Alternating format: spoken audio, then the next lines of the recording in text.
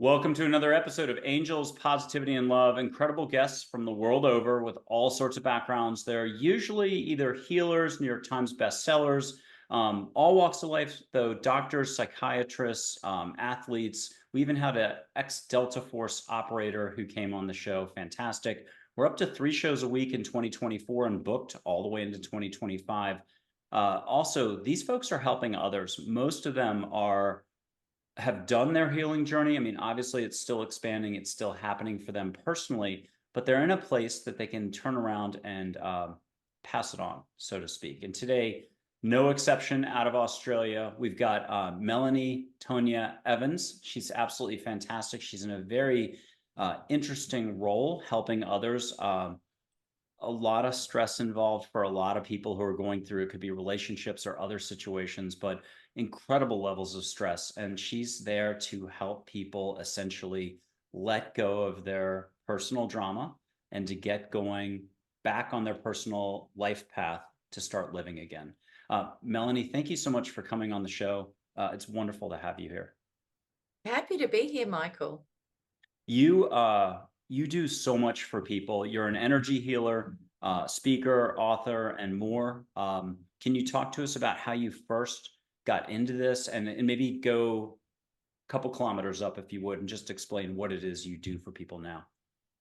Sure. Well, I'll try and keep it short because the bottom line is I ended up marrying a narcissist, and I've been into personal development and spiritual teaching for many, many years. And this was something I'd never come across. And what was bizarre about it was this was the first man I'd ever wanted to marry. I was 35 years of age. It just felt so right. And he ticked all the boxes. And I'm like, I need to marry him. And I did that within 6 months, which was sorry, 4 months. But what happened with this was I ended up in a situation of being so gaslit and abused on every level, but I couldn't let go. I never believed that I would never be a woman who would tolerate the things that I tolerated. I was intensely addicted to him, which just completely threw me. And I ended up discovering one day I was driving home from another bout of him, and I'd already moved out. I'd moved out and in so many times. And this voice in my head literally said, he's a narcissist. And I really had never heard the word apart from, oh, it's just an egotistical person. So I went home and I Googled it and I nearly fell off my chair. I'm ticking like every single box. Anyway, fast forward to probably another 6 months on, I had seeked out a personality disorder specialist who, in a period of him wanting to make amends and trying to hoover back in, we'd gone to see her. He'd been diagnosed with acute narcissism. Then, of course, he devalued it and discredited her and left the therapy. And I was still there. And she said to me, there's only 4 ways that this can end up, is that you're either going to kill him in reactive abuse because it had got physical and I was fighting for my life sometimes. He's going to take you out in one of his jealous rampages. You're going to have an absolute psychotic breakdown, or you're going to end up with a terminal disease because you are so sick. I couldn't eat, I couldn't sleep. I was smoking 70 cigarettes a day. It was horrific. Anyway, I ended up having that psychotic breakdown. And when I had it, the day I had it, I knew I'd had it. And I left a meeting where I was, and I was going to my house, and I was having psychotic visions, and I rang up somebody and I said, please, get me to a hospital. These visions don't stop.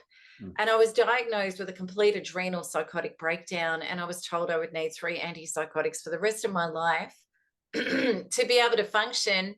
And I'm not good with aspirin, any drugs. So I thought it was game over. I'd already lost everything. I'd lost the house I'd brought into the relationship. I'd lost the dream of this perfect partner, my perfect soulmate. I'd been smeared to all and sundry. So I'd lost colleagues, I'd lost my family, I'd lost my friends. And now I'd lost all my money. I know I'd lost my health and my capacity to even go on. So I planned how to exit the earth, which was kind of really interesting, Michael, because I'd been a past life regression therapist for 20 years. And I knew that I would just have to come back and redo it again because I hadn't learnt my lessons and evolved through them. So I knew that. But even at that point, I just believed it's gone too far. I'm going to have to come back, repeat it, and find a way before this happens. So, and I was leaving behind a 15-year-old son. I thought he was better off without me. It was really huge. Anyway, I'm there. I've been given medication that had stopped the episodes, and I'm planning how to leave. This voice in my head, sorry, excuse me, frog in the throat. This voice in my head, which I'd heard before a lot of times in my life because I was spiritual, kept saying to me, there's another way, no. There's another way, no. I thought it was my madness speaking. I'm arguing with it. It's arguing back. I went into my bathroom, fell on the floor, put my hands up and screamed, help me, I can't do this anymore. And I completely surrendered. And I didn't do it to be saved. There was nothing else to do. In that moment, my head split and this awareness came in as a download that was so crystal clear, powerful, that I knew, and I was catapulted into memories with a voice, understandings, why this had happened. And the bottom line of why this was happened was he'd been reflecting back to me all my unconscious, unhealed parts that I'd never actually healed. I'd done a lot of spiritual bypass. I'd done a lot of learning. I'd done a lot of psychology. I'd done a lot of counseling. I'd unpacked my childhood. But the trauma in my body still meant I had energy imprints that were creating things like I'm hard on myself. I don't love and accept myself. And here I've got somebody here who doesn't love and accept me either, who is always telling me I'm not enough or I haven't done it right, which is exactly what I've been doing to myself because of the traumas I'd taken on from childhood, past lives, etc., all of my persecution programs that I'd self-identified with. And on it went. I had about 5 different examples. And then the voice said to me, I'm going to show you your future, catapulted me into a scene in the future whereby I was who I am now, healed, whole, trauma-free, expanded in the law of one, connected in unity consciousness, and powerful and able to speak up and, self-partnered. And I felt feelings that I'd never felt before, ever in this lifetime, and actually not for the prior 9. So, and then the voice said, this is you in the future if you take on this mission, but it is your choice. And your mission is going to be healing from the inside out. And we will show you the guidelines, but you're going to have to activate it and do it. So I got thrown back into my emaciated body. I wasn't healed by any stretch. And I chose the mission. So my mobile phone, which he was still, it was awful, the breaking no contact and the insanity, I threw it in the dump master. I never again broke no contact. And I knew it wasn't about him. He was a catalyst. It was about me and my relationship with myself and source. So then I started the journey where by synchronicity, I landed in theta healing, body code, kinesiology, EFT, EMDR, all sorts of, because I knew it had to be from the inside out to address the actual trauma. And I came a long way and I learned and I became a practitioner and I started up holographic healing. I had a ton of clients and the work was going really well for me and them, but I had a persistent condition of agoraphobia, the fear of open spaces, because the narcissist had been so vengeful and aggressive and dangerous. And in safe spaces, I was awesome. But if I had to go somewhere that wasn't a safe space, it was still horrific. 12 months of battling that, hitting it with every tool in my kit, everybody else I knew who could get rid of trauma and free people, it didn't work. So I set an intention one day, I'd had enough, Michael, and I just said, since my breakdown, I was in a direct channeling experience continuously because my brain had broke and a higher self had been able to step in. So what I said was, I'm going to open my mind and my heart and I'm going to get the answer. And today, right now, is the time. I'm open, I'm here to receive. And I started taking dictation. And as I was taking dictation, it was the healing protocols I knew, some I didn't. A massive higher self-source component of light codes. And there was things in it that I didn't know, but I did know. Hmm. And as I'm writing it, I'm getting more and more excited because I'm like, I just knew.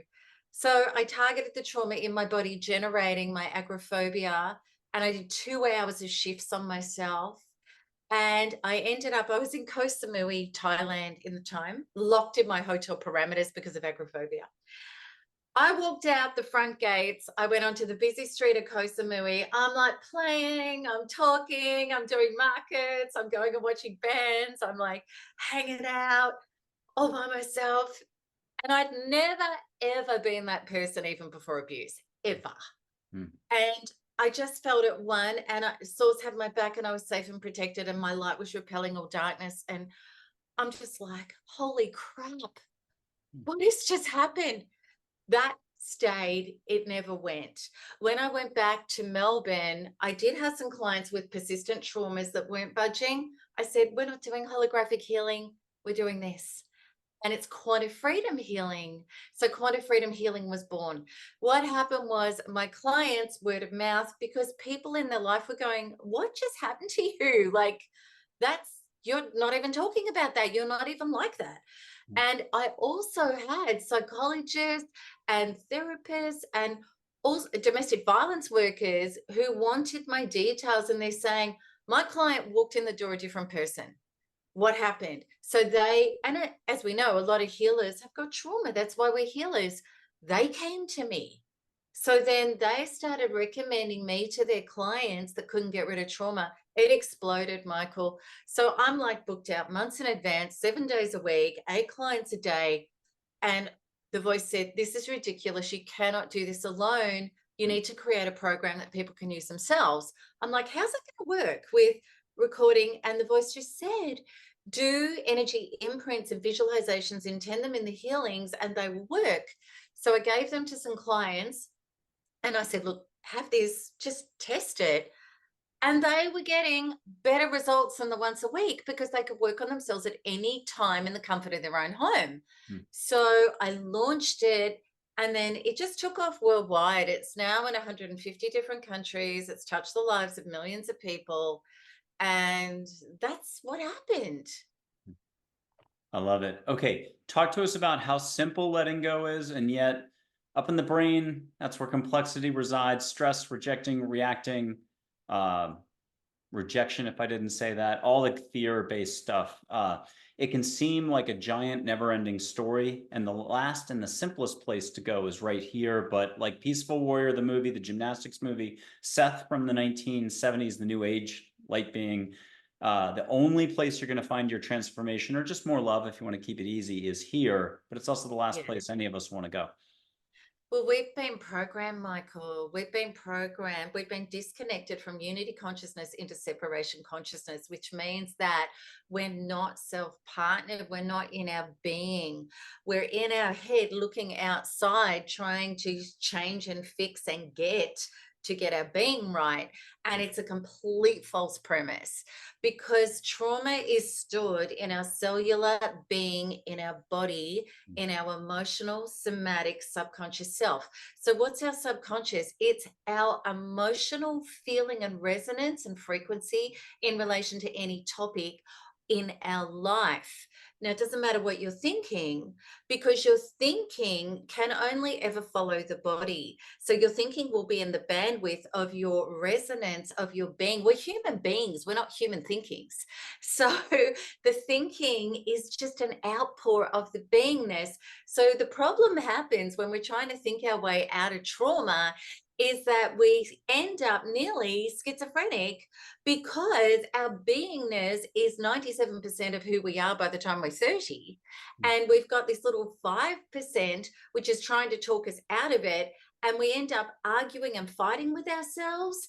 And then we end up in despair, and we end up telling ourselves how hopeless and useless we are because it's just not shifting. Mm.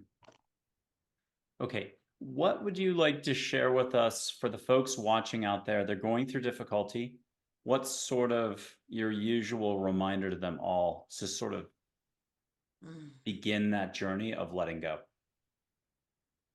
Well, first of all, it's so important with a toxic person, detach. You can't talk sanity to insanity. And it's we really have to know what you're dealing with, but then get that straight and then come back to self. A lot of people go wrong because they're just focused on them and researching and learning more about them, watching the next YouTube video, reading this, reading that. It's like getting hit by a car and you're running after the driver instead of going to hospital. Like, it's ridiculous. You need to heal. So detach, because a narcissist, this is very important to understand, a toxic person wants your emotional loosh, your vibrational frequency and energy, which is attention, good or bad, they don't care, because they're an empty no self. Any of your attention means, look how significant I am. So they will say and do anything at all, especially hit your triggers, so that you react and hand them emotional energy, which gives them narcissistic supply. They don't care about the details of the argument. They don't care about solutions. They don't care about you. They're not in unity consciousness. They don't want togetherness. They don't want resolve. They don't want harmony. They want superiority and a takeover and a takedown. And that means you being diminished and then being fed with narcissistic supply. So there is nothing to be gained by going after them, trying to talk sense to them, or to try to get them to validate you or have empathy for your situation. They could not care less. And that's not what they're in it for. So you have to detach, and then you're left with yourself. When you're left with yourself, the worst thing you can do is to be in your head trying to think your way out of your trauma. Imagine if somebody hit you with a bullet and that traumatized you, then you relive that scene. You've just shot yourself 100 more times with the same bullet. That's the problem with our head. So a lot of people will tell you, well, you need to go and somebody, you need to talk it out.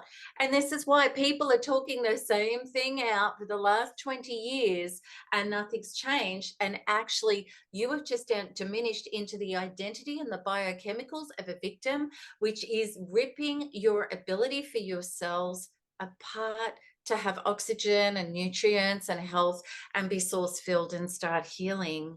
So none of that is the way to go. So we really need to look at a process whereby you're doing body work, and that's like a big topic, but it means that you direct your attention inside, breathe and open, don't constrict, it pushes you into your head. Breathe and open, take your energy inside. And one of the first things you can start doing is you can imagine your inner child in there. And I promise you, this inner child, what you're going through now isn't the first time, it's a pattern. You would have had it with your parents or some other authority figures. You've had it in past lives where he has felt invalidated, abused, accused, distrusted, and that you connect and you allow it to come up in your inner mind, and you just could, but keep breathing and keep your attention inside as you do, because then it's accurate. Your body knows, and you're going to get a vision. And you say to this inner child, you say, sweetheart, or mate, if you're a guy, I am so sorry that I haven't been here. I'm so sorry that you were screaming and I went for the cigarettes or the alcohol or the social media, or I tried to make somebody to love me to feel better. You have needed me all along. I'm here, honey. I don't know how we're going to do this yet, but I know I'm never leaving you again. And I adore you and I love you as you are. Now that conversation will actually take PTSD off the table immediately. CPTSD is your inner being saying, nobody's coming, nobody's showing up. Oh my God, I'm all alone and I'm completely traumatized. That's CPTSD. So you turn inwards. And what I did, I mean, my brain had broken. I went drug-free. Before I found the tools, I was guided by the voice and I did exactly what I said. And every day, every time, this is drug-free after a brain breakdown. I just kept saying to myself, sometimes I'd hang onto the table or I'd just hang onto the bed and I'd breathe and I'd go, Melanie, I love you. I'm here. I adore you, sweetheart. I'm never leaving you. I love you as you are. Together, we're going to get through this, honey. I know we are. I adore you. I love you. And so does Source. All of this was for a reason, honey. We're going to get through. So this was my constant self-talk. And what happened was CPTSD went from 100 out of 10 to about 3 out of 10 in 48 hours because I'd showed up. Now, I wasn't healed in as far as the programs that were causing the triggers, but my inner being felt safe. I was there, even though she wasn't healed. And then I got into the quantum processes. So, you know, we're talking like theta healing and kinesiology and things that address the subconscious programs in your body. And the beauty about all of that and quantum freedom healing for me and for a lot of people has been like a Ferrari, right? Like we've kind of moved from there to that. So what happens with subconscious healing is the beauty is the brain is out of the picture. Like we literally work in theta brainwave beyond delta and high range beta, which is where all of the trauma is. We get through the gateway into the subconscious. We do the beautiful work in the body. The lovely thing is you don't have to remember where the trauma came from. You don't have to go to being at 6 or 3 lives ago or any of that.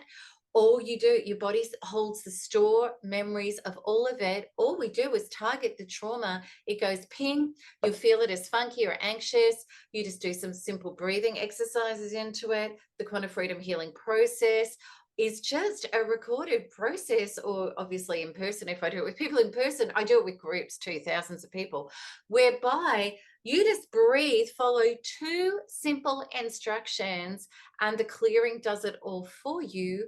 Clears the pain body, clears the past timeline, clears the genetic history that we acquire, which is trauma we acquire, and then we're born into the family that plays it out, obviously. And also the multidimensional self. So we've got parallel lives, we've got future lives, we've got other dimensions. We're a quantum being, we're a quantum frequency, electromagnetic being. What you see is a tiny portion of it. So we're cleaning up all of those areas, and then we do beautiful integrations of light.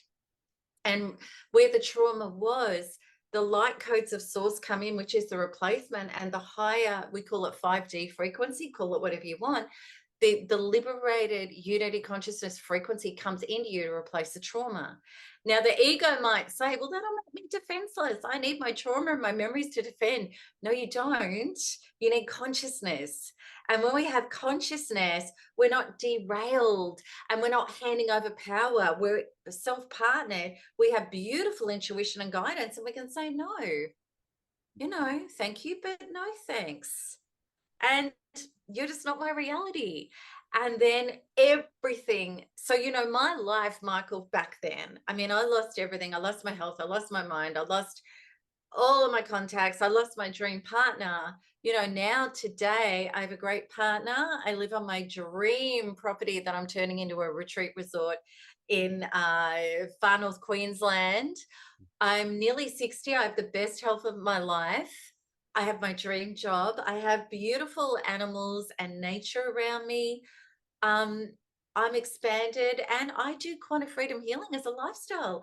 If I get a trigger, I just go within, load it up, replace the trauma, and expand. And I've had to, of course, it doesn't mean everything's perfect. Like over the last few years, we all know that a lot of things are being thrown into like hell, whatever the hell that is, you know. And also there's been a lot of division in families and friendships and partnerships and colleagues, and I'm not immune. We've all had that. You know, and also too, a lot of narcissism has been flushed to the surface on a collective and a personal scale. So people listening to this, you know, you could be going through a lot of this in your life. People are acting out really badly, and it's happening mine too. So, you know, there's things I've still needed to heal and upshift, still more light codes, but I love that because life just gets cleaner and better, and we just deal better. So that's kind of through my head, Michael, I'll just finish off if I may. I promise, I used to call myself the president of Overanalysis Anonymous. I was the person that could think and do my way out of anything. So this was a 180, and that ended up with me nearly being gone. This way, I get 10 times more stuff done. I get guidance. I don't waste time. I'm self-partnered in all of it, and it just unfolds into being flourished and nourished. And if I had not have had narcissistic abuse, I would never have got here. It was the springboard to here. And that's what I'm passionate about with people who go through that level of abuse, is it's actually your greatest opportunity. I love that. Okay, so my problem is, my situation is, my life story is, you don't understand.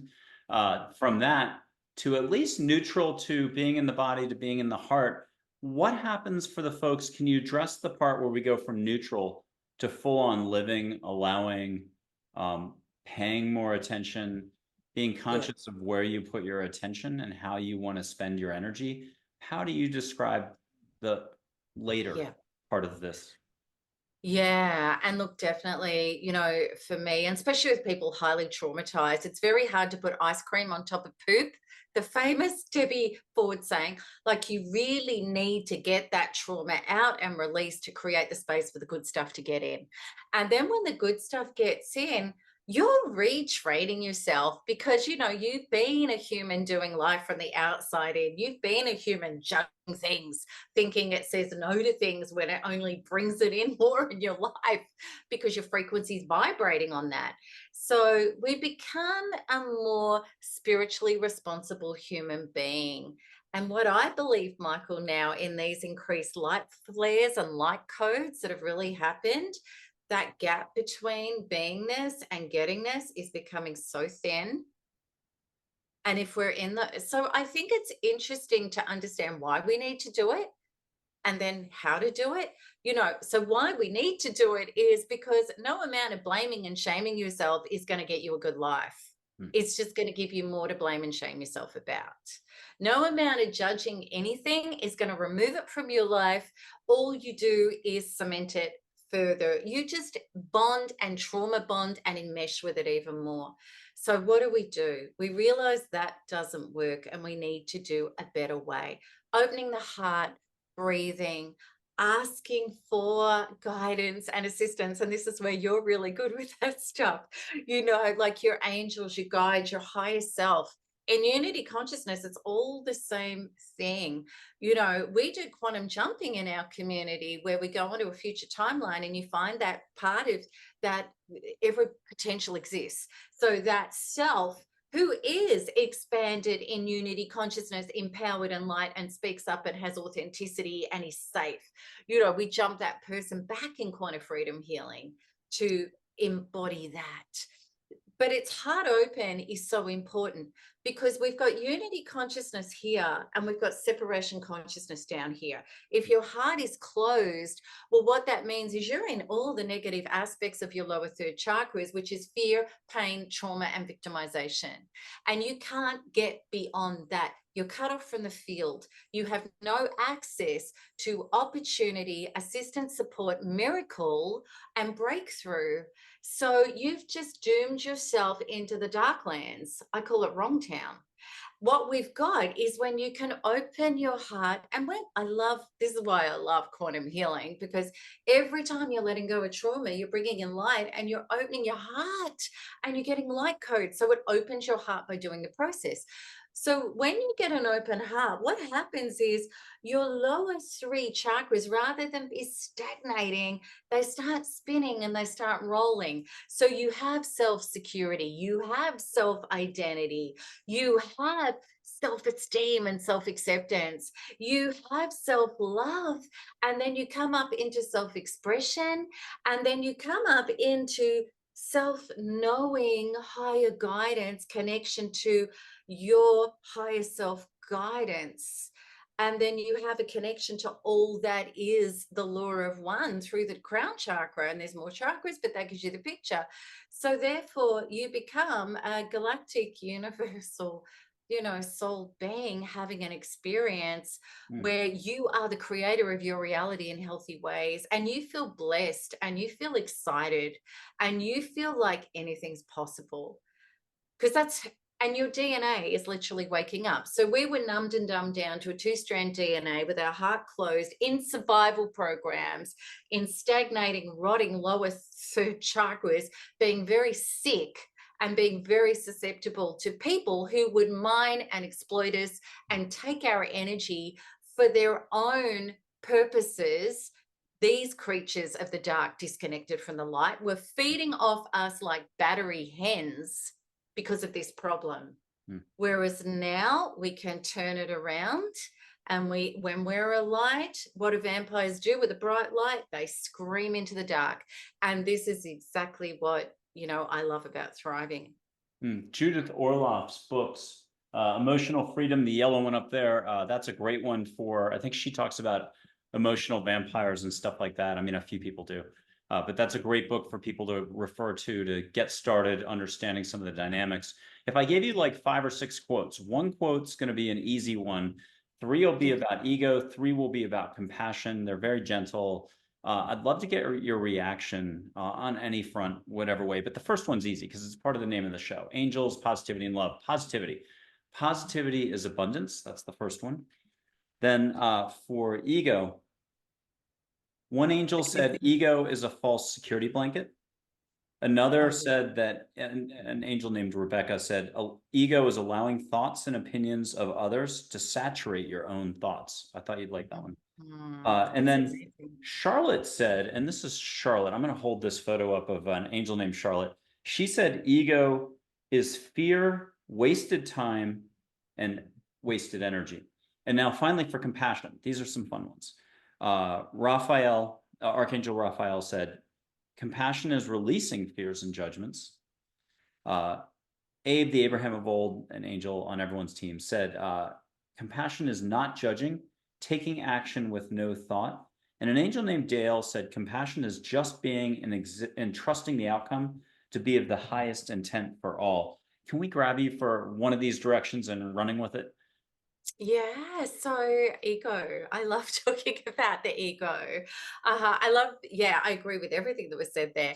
Ego, edging God out, is the acronym that Wayne Dyer used so much. So what ego is, we think it's our identity, but it's not our identity. Our identity is our higher self, source, all that is. We're a fractal of source, made in the image and the likeness of, not in a religious sense. We are actually creative. Mm. So the ego thinks we're a mind and thinks we're just this. Mm. So the ego is always in fear. It's always judgmental. It's always empty. And it's like an empty pit that tries to find things and people and situations to fill it, Mm. or to think or to formulate to get our answers so that we can feel oneness. Mm. So it's a false premise. Now, a lot of people and a lot of psychologists, I've had this debate and I've done healings with psychologists who did the turnaround. The debate has been, well, isn't ego healthy? Like we need a, and I'm like, well, when the mind is the ego, when the mind's following the body and the inner work hasn't been done, well, then the ego is trying to formulate and control things and get out of trauma, but it just gets you more into it. It will research more, it'll think more, it'll talk more, it'll vent more, it'll join more groups, it'll identify more with the problem. That's what the ego does. Now, the ego is actually the internal narcissist. So we're made of light and dark. And the dark part of us, which is, the devil angel, we all know that self-sabotage. Oh, I'll just go and have that, that big pizza. I'll just go and drink that bottle. Oh, I'll smoke again. We've got all the justifications and the reasons for doing it. The ego is up to that, because the ego is going, well, I'm judging the present moment. I don't like it. I can't control it. Mm. Now I'm traumatized. Now I need to grab something outside of myself to try to self-medicate that feeling. Mm. So none of this is unity consciousness. Mm. We do not lose mind power when we dissolve our ego. Mm. Every time you let go of trauma, Your ego has got less to feed off. It needs food, it needs your trauma, it needs your loosh. It starts dissolving organically. I've actually, and a lot of people I know, we've done shifts targeting our ego, the trauma generating it, got it up and out, got the light in, got unity consciousness. You are 1,000 times more intelligent in unity consciousness. You start channeling. You have wisdom, you have peace, you have calm, you have foresight, you have intuition. You can bend time. You can do things quantumly that your ego is 40 bits per second. The higher conscious mind is 40 million bits per second. What would you rather be operating in? So when we let go of that control and obsession and my mind, my mind, my mind, when you let it go, you have space, you have guidance, you can be, you have all of this room and energy out of survival, unleashed into creation. With the field as your servant, in your ego, you're separated from the whole field. So that's my take on it. Beautiful. Wayne Dyer, like you said, talked about it's you can't take a hot shower and be upset at the same time, generally speaking. And also, Eckhart Tolle talks about how ego and awareness cannot coexist. So that brings us to the next question, which is, yeah, there's two flows, generally speaking, and we'll do Shakespeare as well, to be or not to be, and I'll see if I can get it right, to be or not to be. And so that's thinking, conditionality, time, limits, all that rejecting fear stuff and everything we've been talking about. And then down here is limitlessness, awareness, what else? Timelessness, all the fun in life, hugging a dog, the moments that you're going to remember on your last breath, everything that's important happens here. Can you talk to us about how the two flows exist? We're never going to quite get away from thinking. You're still going to do it unless you've been really zapped by a bolt of lightning and are freed of thinking that way. But that's kind of the name of the game to get started, is just understanding the difference in flows. And can you talk to us about how you help that, but also how then you're helping the people who have really left the trauma, the state of mind behind, to get going, then thriving and living? Because that has to be it's not that it's not all, I don't know if the words are fun and enjoyable, but rewarding. You have a big passion to help people on the trauma side, but then it's like they're given a giant landscape that can go anywhere, and they're not used to having the ability to go intent. Talk to us just about the difference in flows, and then on the, not that it's more fun, but it has got to be fun to help people then feel more empowered. How's that all work? Yeah. Okay. So, like timelines and flow and our life. The problem is we have all been programmed and conditioned to believe that we're just a mind and a body and we've just got this life. And there's also a whole heap of expectations and conditions that we need to fulfill in our life for our life to be happy. So we need to graduate, we need to get married, we need to have children, we need to have the house, we need to have the good job, we have da da da da da.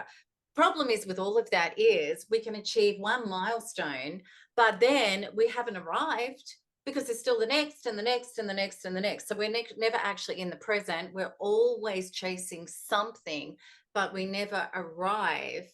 And the interesting thing is, all of those things we thought, well, when we get that, finally I can feel at one. But you don't, because you don't know who you are. You already are at one. The thing is, we already are source. And you can't get that as a concept. You've actually just got to get the trauma out and the light in, and then it becomes more and more and more, and you just know it, and it just is. And when you start to get to that healed up place or healed out place where you come back to your organic essence, you've arrived. And then once you've arrived, you can actually be at one now. Now, I love this because, and this was my life, right? Because obviously I lost everything. I was an A-grade personality. Like, I was an overachiever. I'd done amazing things. I lost everything. And thank God, Michael, because no matter what I got, I never would have felt safe or whole.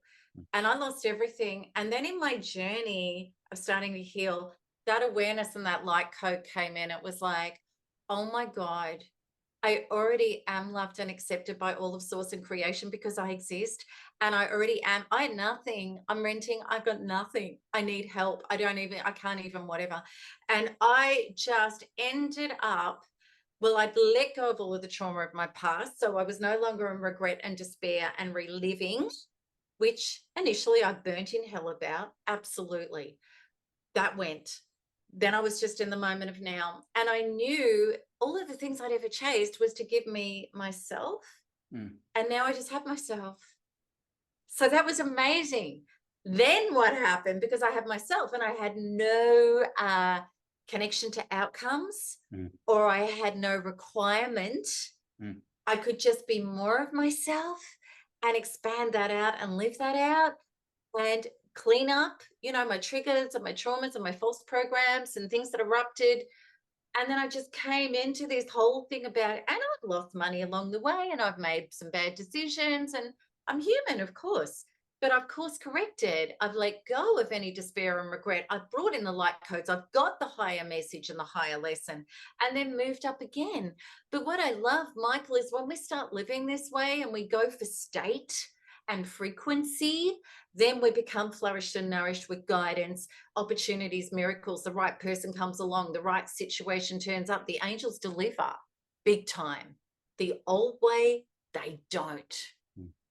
And we never, ever get out of that prison. Now, we have been purposely, I'm pretty renegade about this, we've been purposely programmed to forget who we are, to be disconnected from source and our higher self, so that we are like headless chooks running around trying to get and achieve and earn love and approval in order to arrive, when the fact is we already have. Okay, share with us a moment of serendipity, synchronicity. You still shake your head today. It was that total stranger and they said something, you turned around, they're gone, but maybe it's a completely different type of story. What was fun along the way where you got some universal help? Oh, God. Look, there's so many things. There's so many things. Once I surrendered and went, okay, I sign up for this, every single day there was something. Like it would be, oh gosh, Michael, they came from everywhere. They just did. But I do remember, you know, one day where, and one of the safe places ended up being my local bakery, right? Now I've lost everything. I'm still emaciated. My hair's fallen out in clumps. I look like, you know, 100 years old. And I remember that I just, you know, been talking to myself beautifully, and you know, I went to this bakery and this woman was like really kind of upset, and just, and I just, because I'd opened my heart to myself and I opened my heart and I just said, sweetheart, has something happened? Are you okay? And she just burst into tears and she said, I'm going on a break. Do you want to come out the back with me? And she gave me a hug and told me that her dog had got run over. And we just had this hug and we both cried together. And I'm just like, it was just such a special, like I had nobody in my life and everybody had run for the hills and I was so alone, which was so good because I got to do my inner work between me and me. It was so important, you know, but to have a connection like that out of the blue was just so heart to heart, was so beautiful. I'll never forget that. Human to human interaction allows for soul to soul connecting. How about that? Yeah. More random quotes. I've got like an 18-30-page random sheet, but it could be Eckhart Tolle, it could be Plato, Einstein, it could be from angels, or it could be from some like classic author, or even Wayne Dyer or somebody. Okay, again, Awesome. 3-4 random quotes, but let's have you go with whichever way you feel after hearing them. Okay. Again, Abe, an angel, he'll tell you he was a jerk as a human, but he's again on everyone's team. Grandfatherly, fatherly energy. Compassion allows all to be on one level playing field, no exceptions. Compassion is like a deep breath for many. Mother Teresa said that in 2015. Everything you are against weakens you. Everything you are for empowers you. I figures Wayne Dyer would sneak in here. And then final one, we cannot teach people anything. We can only help them discover it within themselves. Galileo. So I I will, thought those great quotes. I'll go with Galileo. I would, because that's another false program that we've been taught, is that we have to learn how to be loving and how to speak up and how to honor ourselves. And there are skills we didn't have because our parents never had them.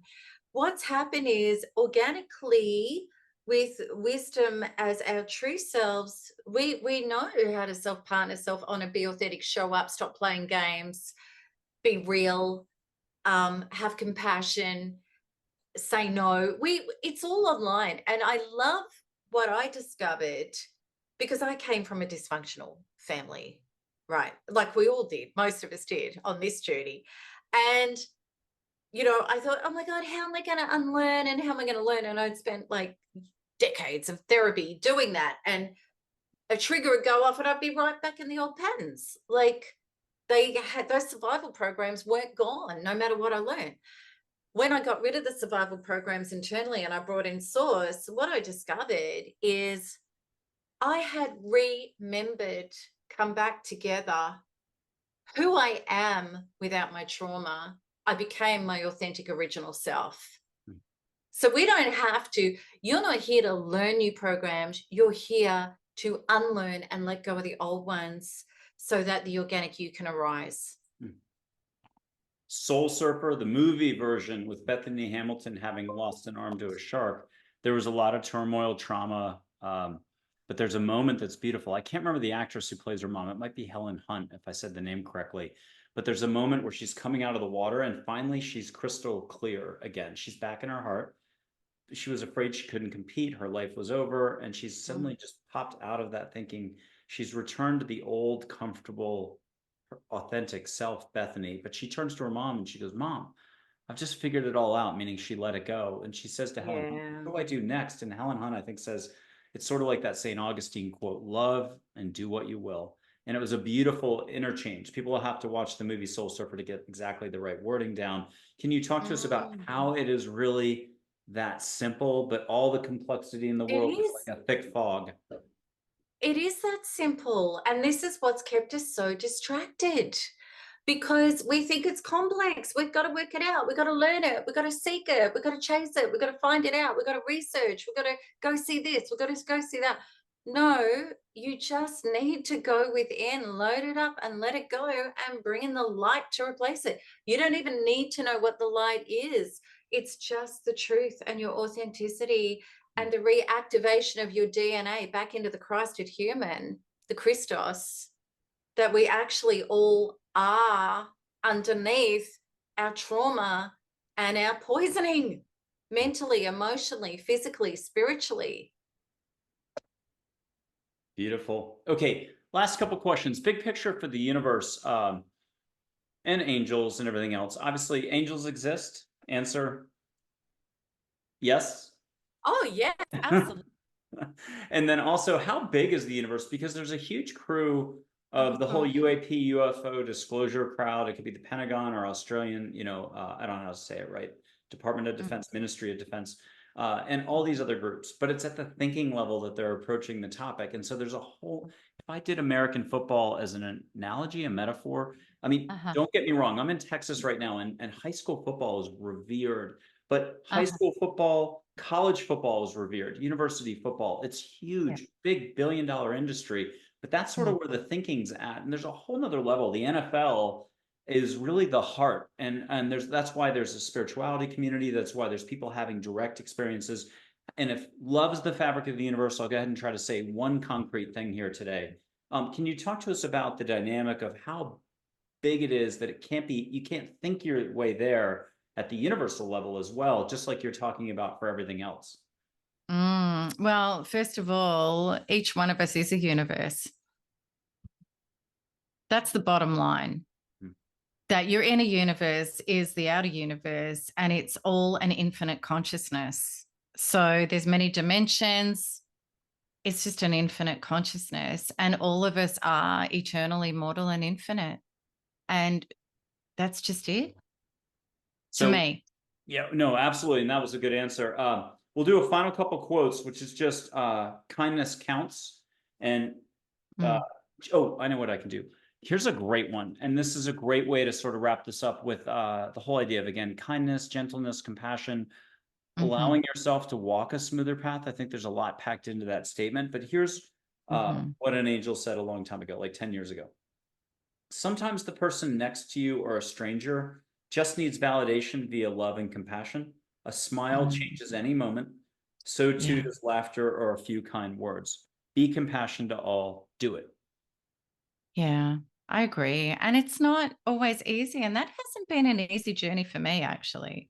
You know, in a lot of ways, that's definitely been one of the things that I've needed to really work on, is to let go of judgment and to, you know, honor every soul where they are.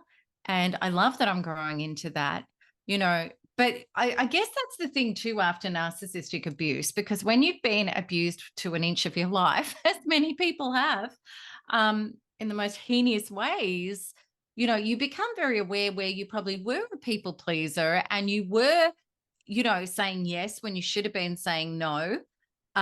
So we get, you know, sometimes we overdo boundaries for a while until we come back into healthy boundaries. Boundaries overdone is when you're triggered, when you're aggressive, and when, you know, you're really attacking somebody, or even just being really dismissive or defensive.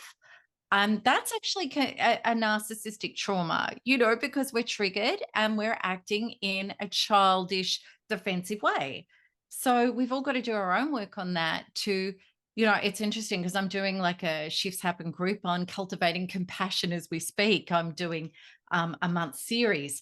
And this is about us being able to be in our hearts safely with really good boundaries, but, you know, to say no and to not have to agree, but also pick your battles. You know, there may be people that have got different lifestyle views or political views or whatever, or football views than you. But it doesn't mean, you know, if they're not in your house and in your bed 24/7, is it really going to matter? No. You know, probably the people closest to you, it's going to be very helpful to have aligned values and interests, especially your values. But for people, it's much healthier and kinder to let them be themselves, let you be yourself. And if, you know, it's violating boundaries, well, then, okay, that's who you are. I allow that. I choose me. You're just not my reality. I'm not going to connect any further. It can be quite simple and compassionate. Last quote for you. You can be happy now in this very moment for no reason whatsoever. Well, you have to be, because otherwise happiness is precarious. If you're only as happy as your last whatever, well, then you're always going to be, you're an addict. You're actually a codependent or a narcissist, chasing something to fulfill you, to give you happiness. So we all need to get out of that. Narcissists won't, but we can. So for me, happiness is, it's the light codes have helped me so much because I just vibrate with happiness. But it's also about just open heart gratitude. You know, I walked out this morning with the dogs and I came into my partner. I said, it is so beautiful out there this morning. Like, it is just magical. You know, so nature can bring so much happiness. You know, the sun can bring happiness. And we're a part of all of that. We're connected to the simplest things. And when you get happiness from then, everything else is just, you know, it's a non-conditional, unconditional add-on that just gives you more. But you've got to have the base. Okay, if I blow some sage from the USA Yes. to Australia. Folks at home, just give yourself permission to smell it. Don't worry about the fact that there's two screens. It's not as much time and space as you think. If you don't mind, you'll be in your heart. Okay, catch a little bit of sage, and we did this before the show, so we know it works. But if you need any extra help, ask your relatives, your ancestors, loving beings, the universe, whatever you're comfortable with. I say angels, but ask them to bring it to you. And if you really are already gung-ho, you're already there, you've already done this, you're already smelling sage, ask for flowers, an ocean smell. Like, why settle for linear? And I think that's also the message of today's show is don't do linear, go big. Yeah. and know you're multidimensional. Yes. And are you getting some sage in Australia right now? Yes, I am. And it's beautiful. Thank Good. you. And if you'd like, before we again close it off right here, I can put up one photo of one angel, Joy. Is that okay as well? You can feel, you can get one last Good. reminder. She's the Cool. emotion, Joy, very big, kind of more cosmic. And I'll do a quote because this Gorgeous. is a good one from the Big Mary. Love is everywhere. Open your eyes to see love. I love that quote. Gorgeous, isn't it? And Perception's so important. what are you feeling, getting, or a reminder on something from Joy? Any which way you want to do this. Mm, I'm just getting open-hearted expansion. Beautiful. Nice.